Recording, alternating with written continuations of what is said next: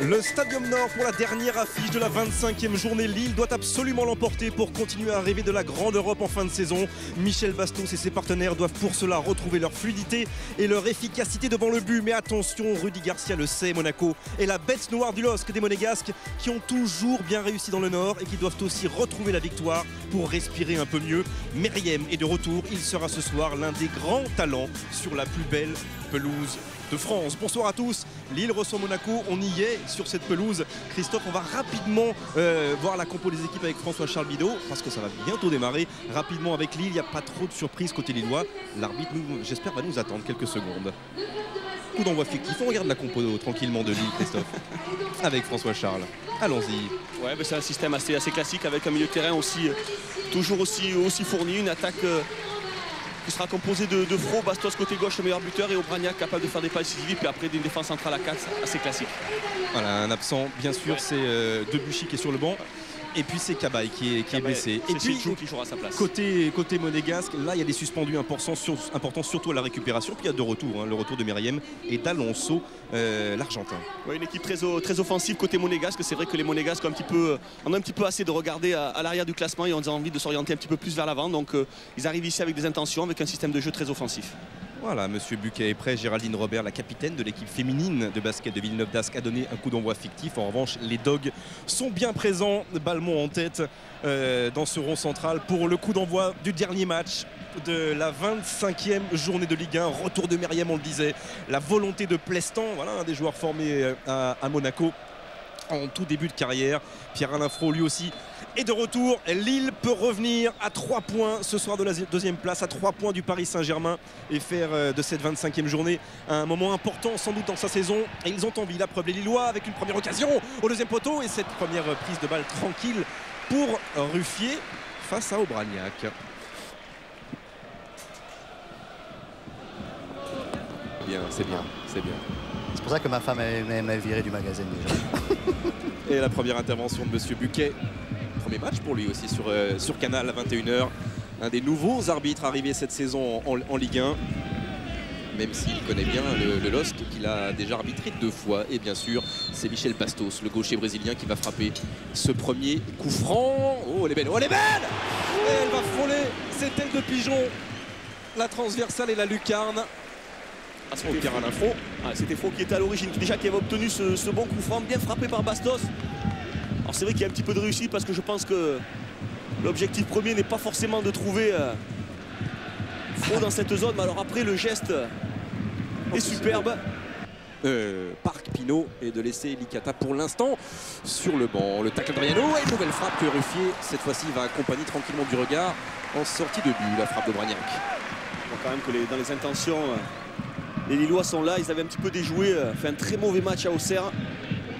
Un match plutôt moyen au Mans dans ce match en retard où il est important pour eux de gagner.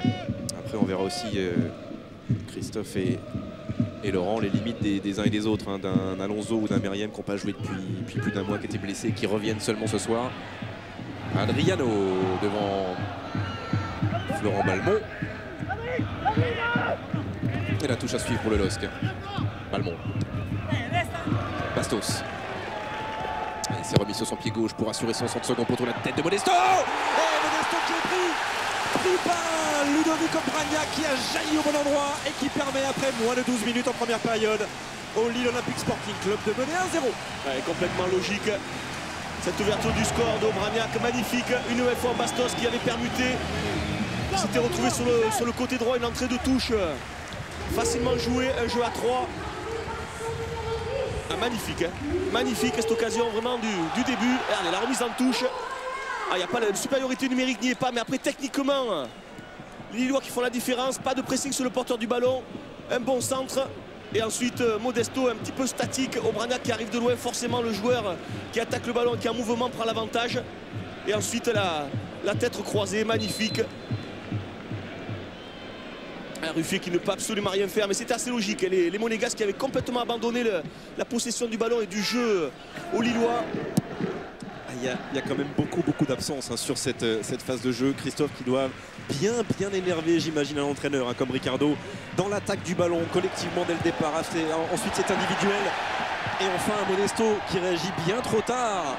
Là il est sur ce ballon, Patrick Muller, bien trop tard face à Obraniak.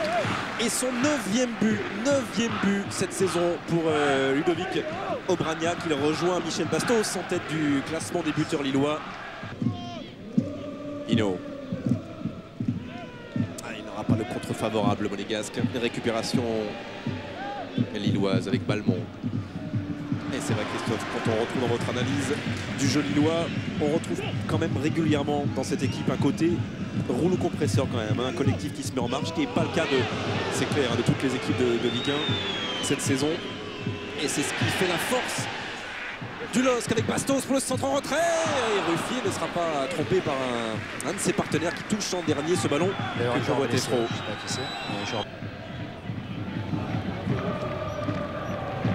Ils vont au pressing, on le voit les monégasques, mais avec sans agressivité. On a l'impression qu'ils y vont parce qu'il faut y aller, mais il faut être beaucoup plus agressif que ça. L'objectif l'objectif c'est quand même d'attraper le ballon et de ne pas suivre l'adversaire. Alors ensuite c'est sûr que le centre est parfait, la zone du centre est magnifique. Et comme pour Juninho, le public accompagne l'éventuelle frappe.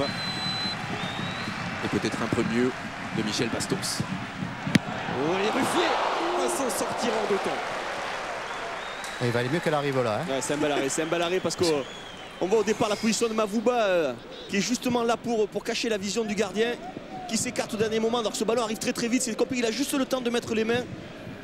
Alors forcément la rapidité du coup franc ne lui permet pas de bloquer ce ballon.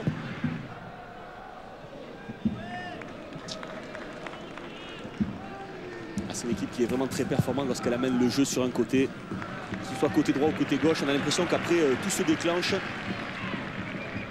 Une nouvelle fois, Balmont. Allez, un bon contre 1, il faut jouer le 1 contre 1. Emerson. Face à Modesto.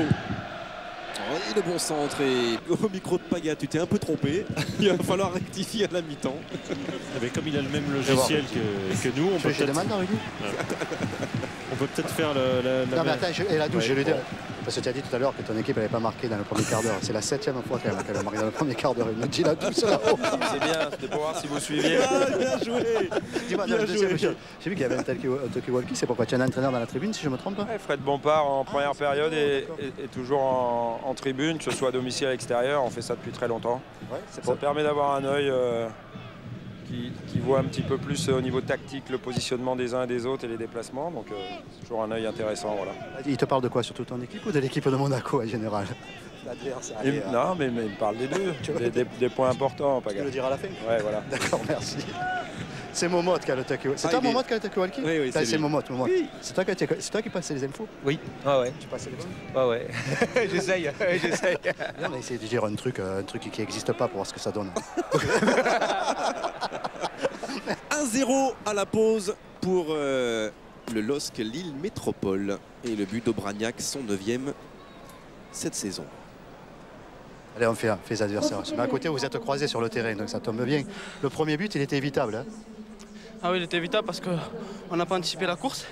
Et il va droit au ballon et c'est bien joué de sa part, il met une superbe tête. Par contre, vous avez fait une superbe entame de match qui a fait peut-être la différence pour le moment. On a enchaîné sur un temps fort, on avait pour objectif de bien entamer ce match en mettant un pressing assez haut. Et c'est vrai qu'on a eu un temps un peu plus faible sur le dernier quart d'heure où on a reculé. Où Monaco s'est créé des occasions et ils ont eu des opportunités d'égaliser. Donc à nous de nous remobiliser, de faire attention. De faire attention parce que techniquement ils sont capables aussi de nous mettre en danger. Sur le but, qu'est-ce qu'il te dit Ricardo? Vous discutez de quelque chose à un moment? Quand on prend le but, non, parce que comme il joue à 3 milieux, il y a Balmont qui est tout un seul. Et moi j'essaie de compenser. Mais je dois être tout un sur Béret, ça fait qu'il faut que je me situe entre les deux. D'accord. Sinon, sur la suite du match, il va falloir reprendre ce pressing. Vous avez arrêté un petit peu de presser à un certain moment. Ouais, peut-être pas forcément reprendre le pressing, mais au moins reprendre le monopole du ballon. On est chez nous, on a pour habitude de garder la balle, de se créer. On manque un petit peu de jeu en ce moment, mais voilà, il faut savoir gérer les temps forts et les temps faibles d'un match. Et voilà, on a eu un temps faible, on va rattaquer fort. Vous êtes capable de revenir au score sans problème? On va tout faire pour. Ok, merci à tous les deux. Allez, on voit justement ce temps fort, ce but d'Obraniak qui permet pour l'instant à Lille de mener à la pause, Christophe et Hervé, 1-0.